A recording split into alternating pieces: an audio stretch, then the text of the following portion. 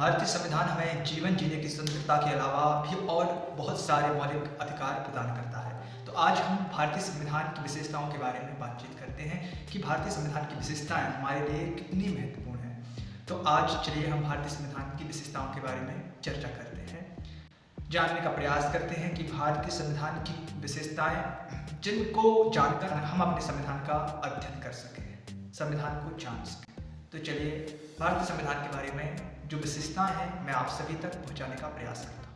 1949 में डॉक्टर भीमराव अंबेडकर ने बड़े गर्व के साथ कहा था कि हमारे देश का संविधान 60 देशों के संविधानों का अध्ययन करने के बाद लिखा गया। हमारे देश का संविधान सभी देशों के संविधानों से पूर्णतः भिन्न है। संविधान दो प्रकार के होते हैं, लिखित संविधान और अलिखित संविधान। लिखित संविधान जैसे कि अमेरिका का संविधान और अलिखित संविधान जैसे कि ब्रिटेन का संविधान। हमारे देश का संविधान विश्व का सबसे बड़ा, बृहद और समग्र संविधान है। हमारे देश के संविधान में समय समय आने पर बहुत से संशोधन हुए और उनमें से प्रमुख है 7वां, 42वां, 44वां, 73वां, 74वां और 99वां। ऐसे बहुत से संशोधन हुए। सबसे ज्यादा संविधान में संशोधन हुए 42वें संविधान में, जिसको मिनी कॉन्स्टिट्यूशन भी कहा जाता है। और 42वें संविधान में केशवानंद भारती मामले में सुप्रीम कोर्ट ने 1976 में कहा था कि हमारे देश के संविधान के मूल ढांचे में किसी भी प्रकार का कोई भी परिवर्तन नहीं किया जाएगा। भारतीय संविधान के उपबंधों में सबसे अधिक उपबंध भारत शासन अधिनियम 1935 से लिए गए।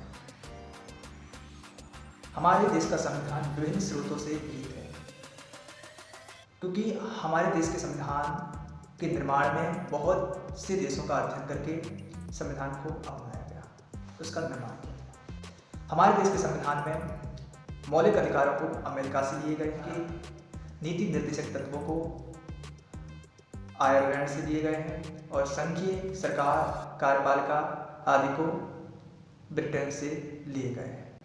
भारत की नागरिकता ब्रिटेन से लिए गए हैं। और भी बहुत से देश हैं जैसे कि America, Canada, France, Australia, Ireland आदि देशों से हमारे देश के संविधान के निर्माण में महत्वपूर्ण भूमिका निभाई।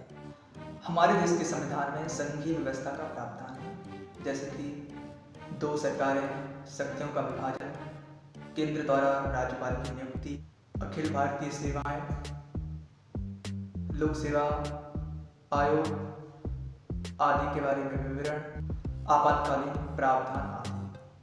और हमारे देश के संविधान में एक नागरिकता का प्रावधान है कि कोई किसी भी राज्य में रहता है वह भारत का नागरिक है। देश में संसद का प्रावधान ब्रिटेन से लिया गया है और सर्वोच्च न्यायालय का प्रावधान अमेरिका से लिया।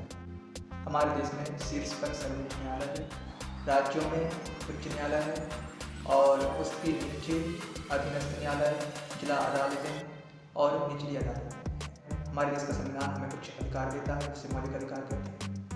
नंबर पहला, समानता का अधिकार।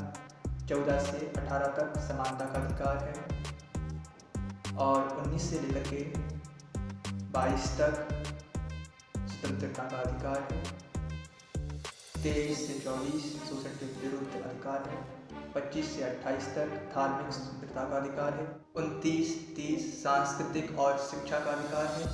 और अनुच्छेद आर्टिकल नंबर 32 संवैधानिक उपचारों का अधिकार है।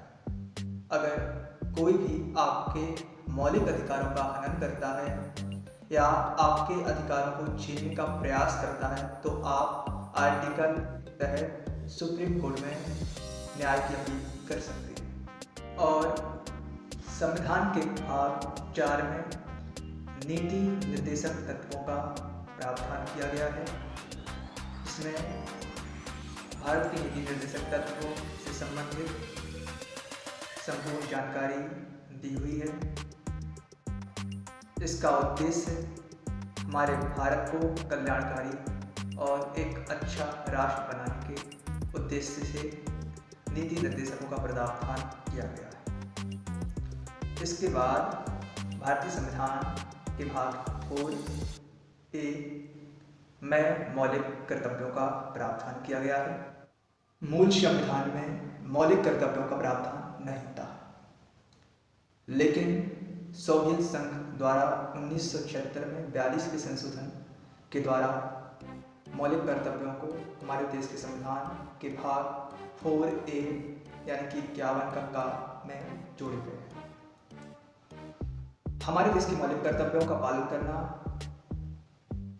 हमारा उद्देश्य होना चाहिए क्योंकि हम भारत के नागरिक हैं।